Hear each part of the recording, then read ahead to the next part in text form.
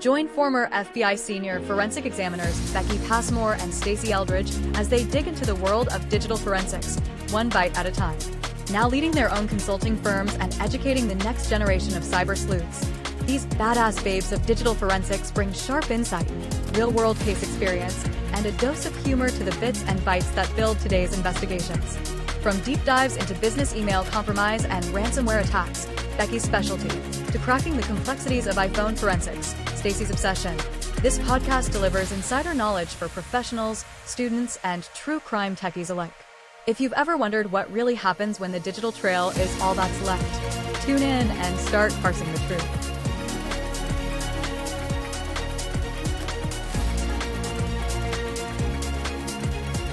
Hey everybody, it's Stacy Eldridge here with my lovely co-host, Becky Passmore. Good evening, everyone. All right, welcome to episode number 2 of Parsing the Truth, one bite at a time. Now, for our first main episode here where we're actually talking about some cases and some digital forensic stuff, we decided to take a jump in the Wayback Machine. I don't know, everybody probably thought we were going to do Karen Reed maybe, but nope, we're jumping back 20 years to the arrest of the BTK killer, Dennis Rader. And we decided to go with this because really it was one of the first major cases out there where digital evidence played a key role in finding, a good suspect to follow and connect with the crime.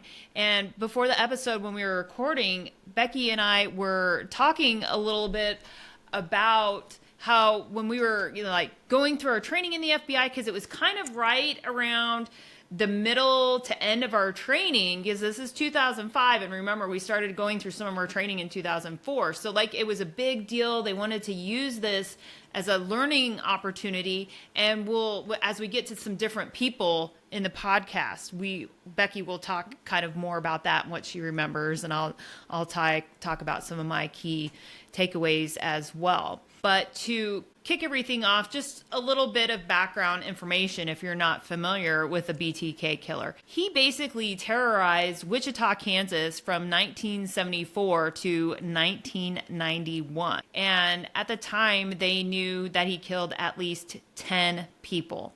And then suddenly he resurfaces in 2004. And this is basically prompted with a news article in the Wichita Eagle commemorating and remembering the 30th anniversary of his first kill.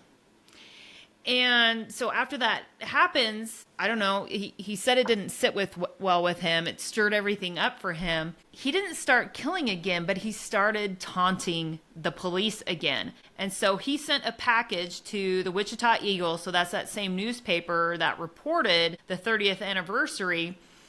And that apparently was the another anniversary of his second killing. And so he starts taunting them all through 2004. He's going into 2005. And he does a lot of messages back and forth with the media to talk to the police. Playing his puzzles. Playing puzzles with the police through the news media. Yeah. And so on January 25th, 2005, he sends a postcard into Cake, K-A-K-E, that's a news station. They refer to it as Cake, but when I was listening to it, I kept thinking Cake, C-A-K-E. What am I not hearing right? But it's K-A-K-E. And so he asked, can I communicate with a floppy and not be traced to a computer? Be honest. And so the lead detective on the case, Landwehr, asked with Detective Stone, who is their computer forensics expert, and Stone said yes, it can be tracked. And so then Landwehr went out and ran a response in the classifies, I guess is what it's called. Yeah, yes, in the absolutely. classifies. But he's giving him the answer of, Rex, it will be okay. And that answer was supposed to be, oh, we can't trace you if you send us a floppy disk. So the whole thing is sort of set in motion with their hopes, right? That he's going to start sending in a floppy disk to them. And everything happened really quickly. On February 16th,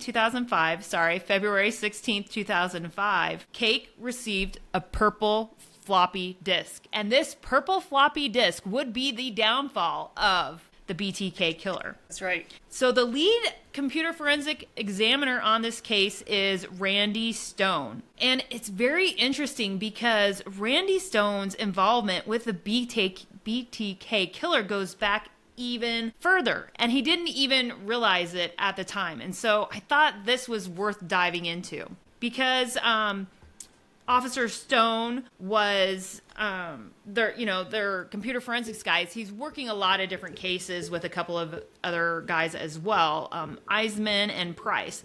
And so they happened to be in Park City, which is where Rader lived. And they were there on a routine I cannot speak. My apologies, everybody. They were there on a routine eBay fraud case. And so they're in the Park City Public Administration Building, which is where Rader worked. And so apparently the guys go down to the pop machine to get some drinks. They're standing there. Rader comes out and he's like, "Hey, are you guys like the cybercrime cops?" And they're like, "Yeah." And so he starts asking them some questions. And Eisman is quoted as saying, they were all too willing to prove what great cops we were. And he was asking them about sending emails and if they could be traced. And he was asking them lots of questions about it. And basically, they went on to say, "Look, if you send an email, we will catch you." And Stone agreed that during that meeting with Rader, they were very helpful. Stone commented he was in a uniform. And they just thought he was kind of like one of them from Park City. And they've also been trained to be helpful with the public. I think whenever somebody approaches us in the public, we're never standoffish. Right. We're all trying to be helpful, right? Sure. And this was another way of him getting information so that he could continue to taunt the police. Absolutely.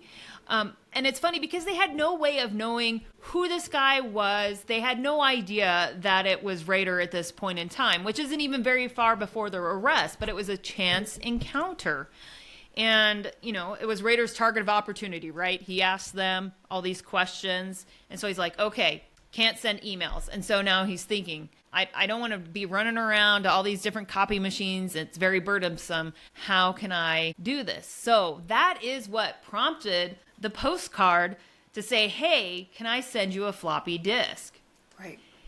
And, Stone says that he does wonder, how, what might have been if they hadn't been so helpful. Would he have sent that email?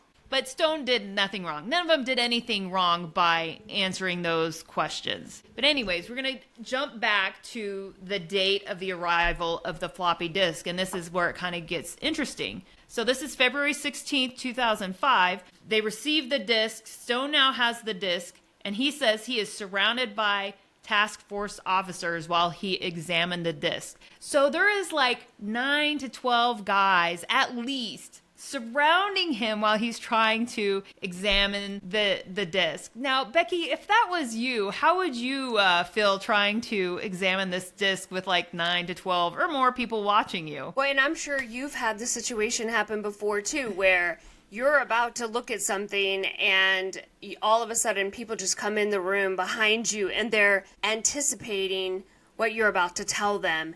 And so, having that what we need right there and waiting is just it's just an adrenaline boosting type atmosphere. And I can imagine that they were all hoping that it was the information that would expose and identify who the BTK killer was. Instead of a smoking gun, in this case, they were hoping it was a smoking floppy disk, right? That's right. Oh, right. And, in my case, I would have been like unable to probably do much because when people start watching me, much like when I have to do a live demo or something, it's like suddenly I don't know how to use a mouse. It's like I've never used a computer before. And then I'm always thinking they're thinking I'm stupid because I can't even use my mouse right now. But it's just that pressure, and I think we put pressure even more on ourselves to perform as they're all standing there, sitting there, waiting in anticipation of all the things they think we're going to give them. And it's fantastic, at least in this case, because Stone got in there with Encase and was able to give them some immediate satisfaction and some great clues right away. And so now we're going to start to kind of dig into some of those great clues that he was able to find. And Becky and I both went back and did a lot of research on this case, and there's really very little detail about the actual forensics of the case, not like you might hear if the case had went to actual trial, where, you know, the experts would have walked through everything.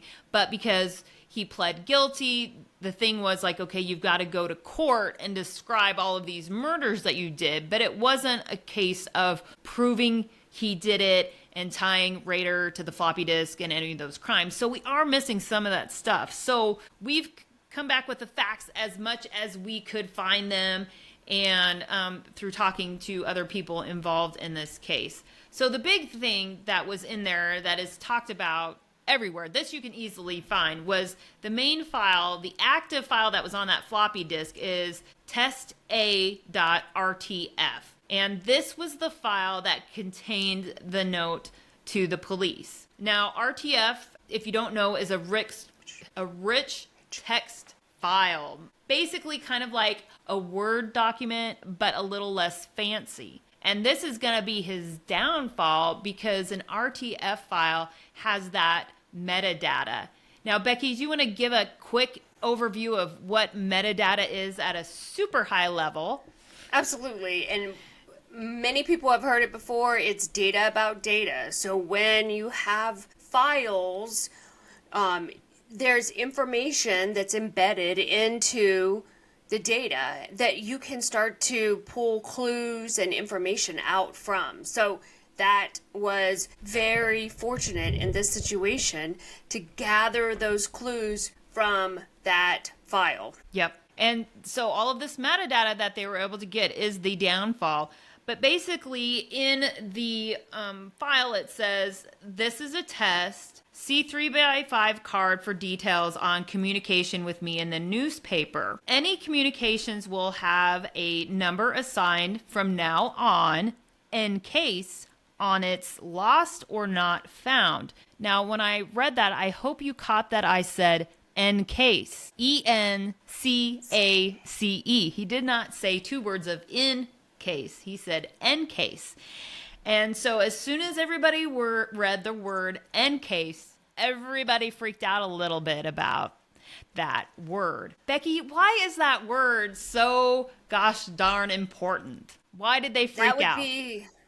That would be the forensic software that is used to recover data, which would have reverted back to the conversation that Landwehr and Stone had with Rader and the public works location, and having that discussion about whether or not email could be tracked or traced. So knowing that he was referencing in case could have been another one of his taunting puzzle type mind games. And so everybody was worried, like he got in case and was trying to strip off the data. Now, in the book, Inside the Mind of BTK by John Douglas, Landwehr is actually quoted as saying, with Encase, you can literally strip off all of the identifying information that they were trying to find. And so I think this, makes us pause here again a little bit, and let's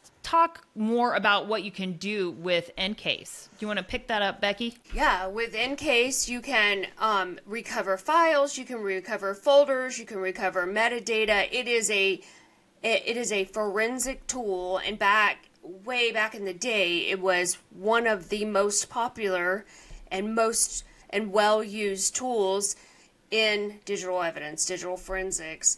And that goes back to, I had a case where only Encase could recover what I needed it to recover back in 2006. And we'll get into that podcast. We'll get into that and have another podcast on that case. But being the fact that EnCase was a forensic suite of tools that could recover data, that could recover information from a file, that is what EnCase was good for. And so I think it's interesting that Landwehr thought that it could be used to like strip information off of files. And I think his thinking that and his fears led to some additional steps being taken. And we'll kind of get down to that in a little bit. But so remember, like, everybody's freaked out about the word EnCase, and Landwehr thinks that you can use it to delete data. He doesn't realize it's more of like a read-only sort of situation. It's not there to alter data. It's there to read data. But so with processing it with EnCase, they got the metadata, and it refilled basically 3 key facts to this case. And those 3 key facts are a few words. So first, we've got the words Christ Lutheran Church coming up. And then we've got the words Park City Public Library coming up. And then the third, but not least, is Dennis. And so all of these great key clues that they got are from metadata. And now Becky and I have talked through it as much as we can in a way to try to recreate where all this stuff was coming from. And as much as we can tell, the testa.rtf had that metadata for Park City Public Library. But then it gets interesting because, I'm sure Rader thinks he's being smart. I'm just going to leave this little note. I'm going to the public library. It could be any number of people that go to the library that wrote this little note. However, Stone was able to recover a deleted file, and that deleted file had even more information in there. It had, the last or one of the authors of that recovered deleted file being Dennis. And then that recovered deleted file was all about some meaning notes from Christ Lutheran Church. And so Stone gets on another computer and he Googles Christ Lutheran Church. They see it's in Park City. They see the president of the church is a Mr. Dennis Rader. And Stone says by the time he turned around, everybody that was behind him was gone. They had went out that fast to start running the leads from that information. And so, Becky, you're going to talk about, how just those 3 phrases weren't enough. What's happening now? We've got the digital evidence. We like it. But now what? So now the detectives are doing police work, the general police work that puts a lot of these investigations together. They're going to go and start doing surveillance. They're going to go pull surveillance videos of the library to see if Dennis Rader has been there. They're going to go and any other footage that would help them make the determination of the drop points, the drop-off locations. So now they're starting to take the groundwork and correlate the digital evidence artifacts that are being produced with the activity of Dennis Rader. They're going to the church. They're doing more information. They're doing more background and getting more information about what his role is at the church, where that computer is at the church, who his family members are, which comes into big play towards what their next steps are. So they're doing the groundwork of investigative work, and that is why the information produced by Stone from the floppy disk sent them out the door to go do detective work. Yep. And now this is a big case. Remember, he's been taunting people for basically 30 years, and they don't want to screw this case up. Nobody ever wants to screw a case up, but when you have this sort of public attention and additional scrutiny, because, the FBI is involved in this case too, and there's been a profiler involved, and the state police, the KBI has been involved. So there's a lot of agencies involved, and they basically just want to double check, triple check everything, run down every single lead, make sure there's no room left for mistake. Now, we mentioned earlier that Landwehr was freaked out about Encase, and he was thinking it could be used to manipulate this data. So this is where we have a secondary examiner come onto the scene, and this examiner is Mark Johnson, who Becky and I know through our time in the FBI because he was working at the FBI RCFL, the Heartland of America RCFL, there in the Kansas City area, not too far from Wichita. And so Mark Johnson goes through, takes a second look just to make sure like there wasn't any evidence or indication that any of this metadata had been planted or manipulated to lead the police astray. And Johnson agreed with Stone's findings that this is legitimate metadata. And, you know, all of these key phrases, the church name, the library, dentist, that is all legitimate information. No foul play here. No manipulation here. And so they continue to run down the case. And all of this is happening very, very quickly. They're finding all these things. And Becky, you mentioned DNA and his daughter. What is kind of happening as they feel more confident that this Dennis Rader from Park City, they found his house, he goes to Christ Lutheran Church in Park City. What does DNA and his daughter have to do with, you know, getting to his arrest? Why does it matter? So back when the murders occurred, there was DNA collected. And so the police and the investigators from the original murders from 74 to 91 did a good job of collecting DNA. And so they want a way to find out if this DNA that they have from these murders from over 30 years really is who they think it is. So they actually requested the investigators collected DNA from his daughter's medical records and was able to produce a profile that then matched that DNA profile back to Dennis Rader as the father of the daughter. So they were able to do another piece of investigative work based on the information they had, and because the police had done a good job back in when the murders originally occurred. Now, there's lots of stuff on the internet, for lack of a better term, about, you know, this case, but there's also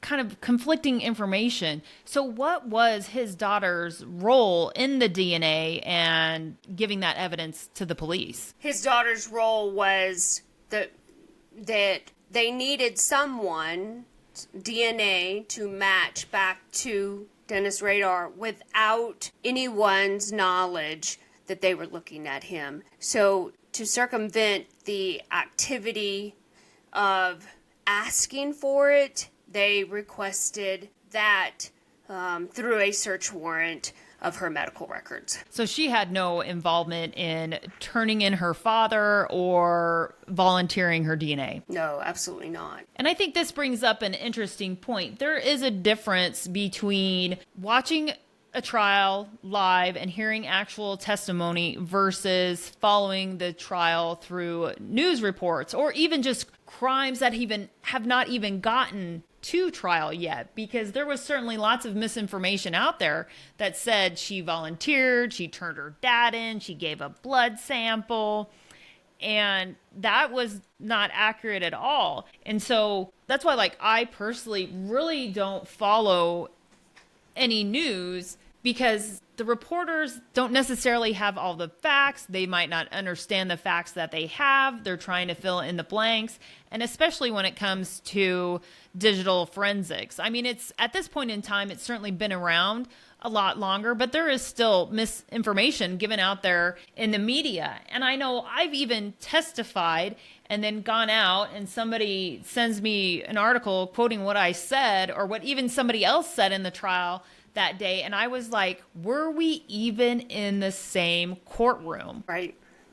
That's right. So it's very, very interesting. So I think, it's just if you're following the media, you're following the crimes, the trials or whatever, just in the news, and you don't have the exact words, take it with a grain of salt. Wait till you have all the facts. And I think there's certainly been a lot of cases where that misinformation in the media has ruined part of it. That's correct, right. And the other part about that, and you and I know from our experience and from our having to testify, and we both know that a crime doesn't occur and then a trial occurs. It's years, right? It's Yes. time to put that case together.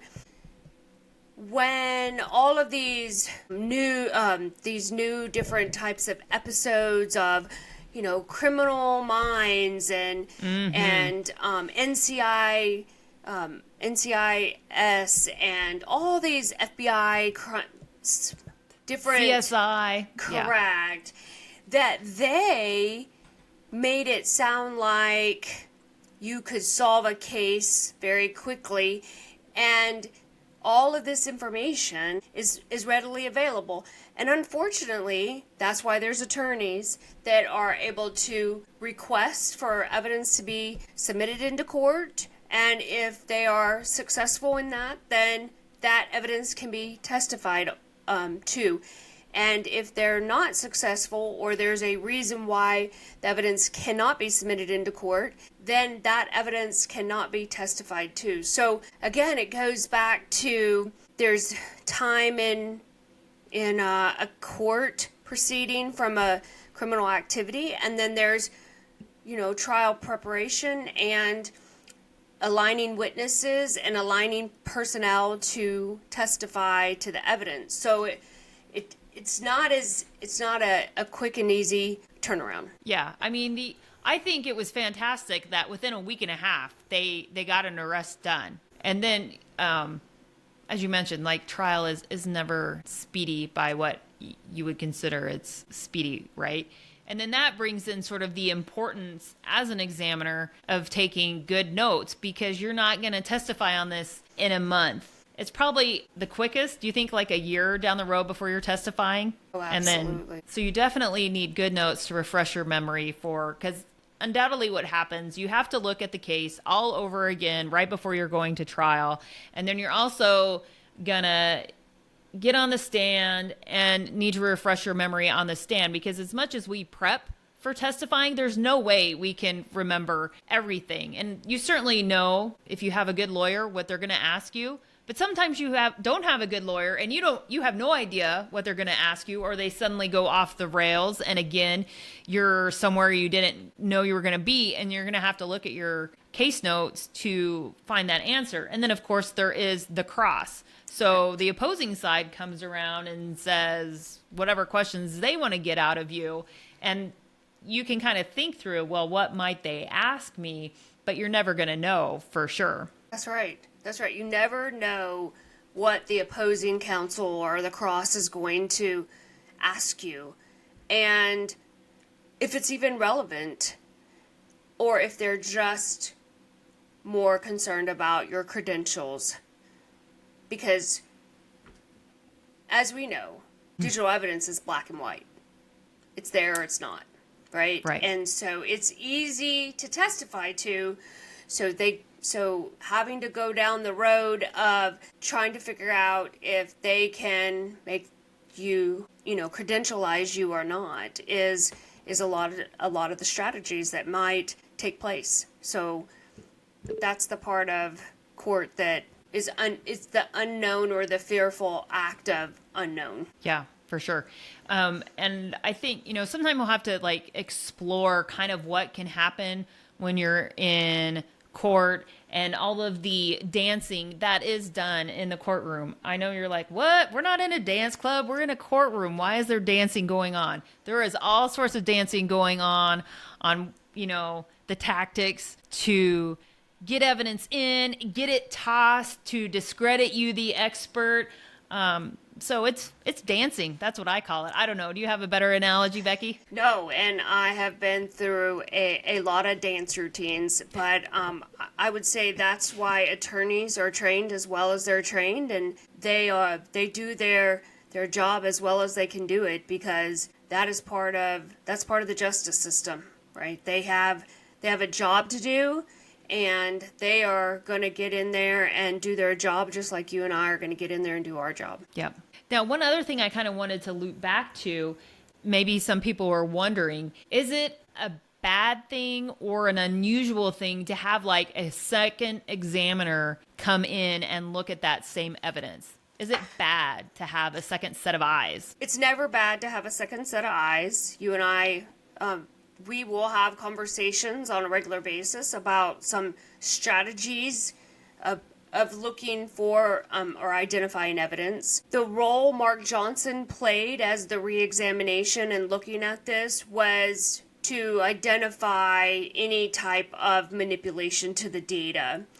And Mark Johnson's an expert in the use of NCASE, that forensic tool. And so he was the right choice to be able to look at the data in the sense to make sure that nothing had been changed or edited. And so he did that. As far as a re-examination goes, a re-examination could cause issues if a re-examination of the data for the same result was completed for someone that is conducting an examination and looking at the data. So, for instance, if you and I were both hired to look at the same data and come up with the same results, what could be bad for us is that we could be put on the stand to change the narrative of the investigation. So in other words, taking your notes and my notes and trying to basically pin us against each other as having different results. And so there is that risk, right? Because Absolutely. Johnson could have came in there and found something different. And then, I believe how it would have worked out is they would have each justified their findings, but I think they would have had to then meet together and figure it out because they were both working for the government, basically on the side of prosecution. So they would have to figure out, well, why don't our results match? And this is different than some of the other cases because this was like, do you see any evidence of manipulation, alteration? Right. It's not like some other cases where experts on opposing sides have disagreed, or other cases where the tools are reporting totally different things. This was Correct. More of a manual analysis to vet out that data.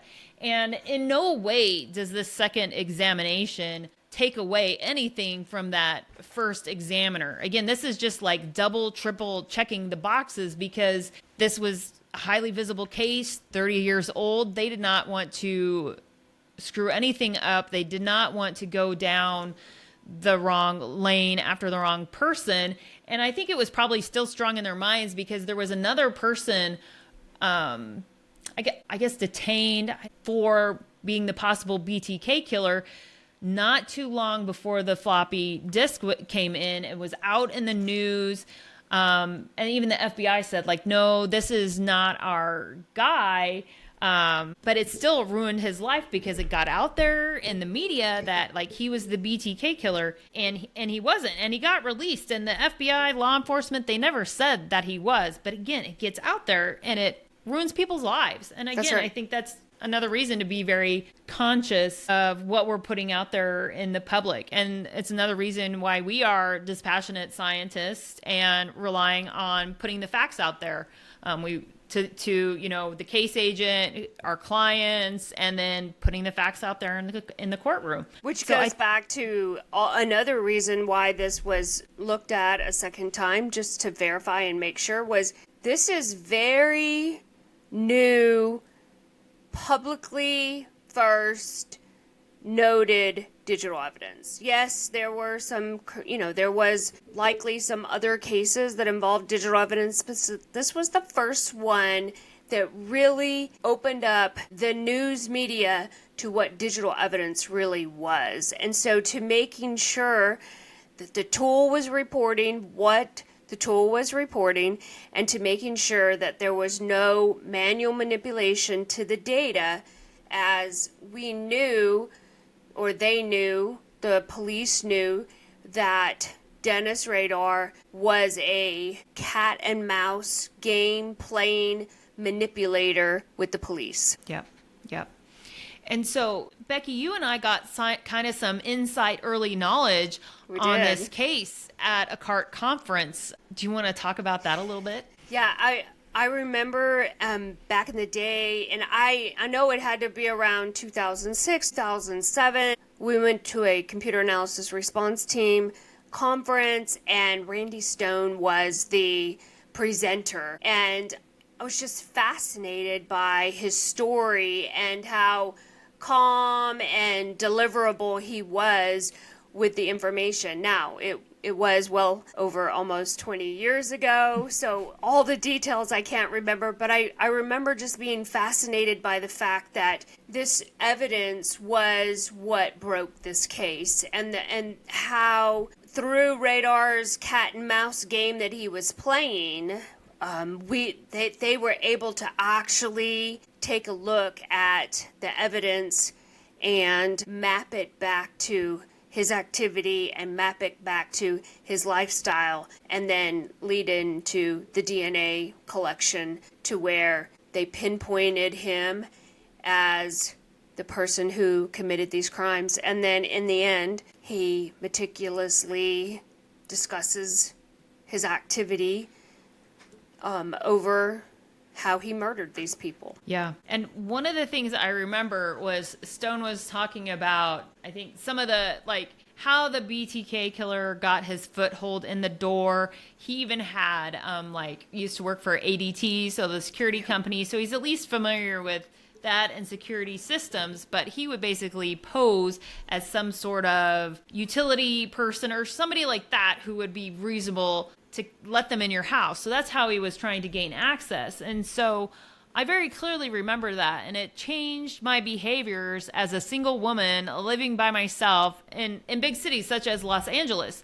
And to this day, I will not open my door. You can knock, you can ring the doorbell as long as you want, but unless I know you are coming over to my house, I will not let you in. I won't even get up and go to the door to see who might be there. So that has changed my behavior and has stuck with me, 20 plus years later. Right.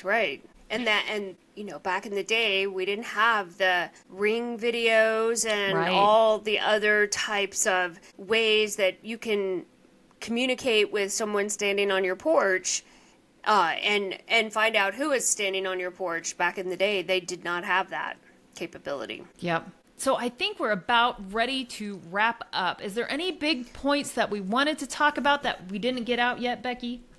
I just wanted to bring to the attention that Dennis Rader was one of these people that wanted to manipulate. He was a narcissist type person. Narcissist, who was the one that allowed this case to be resurfaced. He needed the recognition and attention. He had that desire to taunt and outwit or try to outwit the police. And the key here is never underestimate digital forensics, even deleted files. They're going to leave a trail. And being able to put that puzzle back together will help the investigation. And a lot of criminals, they often rely on that outdated assumption of technology. And here we are talking about a floppy disk back in the day that had 1.44 megabytes, that's all. That's all it was. One file that had 3 key pieces of information that led the investigators to do the detective work and find Dennis Rader based on that information. So I just want to bring that to the forefront here, as absolutely even the smallest file, and it might be a small file in a big amount of data, is going to allow a good forensic examiner to put that puzzle together, put those pieces together. The rest of the team's going to do their job, and they're going to be successful. Yep. Okay, well, we are about to wrap up, but Becky and I thought we should end the podcast by recognizing the victims. And so I'm going to go through and read off the known victims. There is talk that there might be some additional victims, but these are the known and confirmed victims. The first murders occurred January 15th, 1974, of the Otero family. Joseph Otero Sr., 38, Julia Maria Otero, 33, Joseph Otero II, 9, and Josephine Otero, 11. Then there was Catherine Bright, just 21 years old. Shirley Ruth Relford. Her children were locked in the other room. Is that the one? That's I correct. hope I got that right. Okay, Yeah. I'm sorry. Yeah, her children were in another room locked in while she was being murdered. And this one is haunting because he confessed he eventually wanted to kill the children too, but the phone rang, the children were screaming, and so that scared him off. Thank goodness. The next victim was Nancy Jo Fox, just 25 years old. There was the attempted murder of Anna Williams in the mix there. She was one of his older victims at 63 years old. There was Maureen Hedge, 53 years old. Becky Wegler, she was 28 years old. Dolores Davis, 62. And then that is the end of the known victim list. We appreciate everybody taking the time to listen to... Yeah, we just want to always take the opportunity to recognize these victims. Absolutely. Thank you for taking the time to listen to Parsing the Truth, one bite at a time.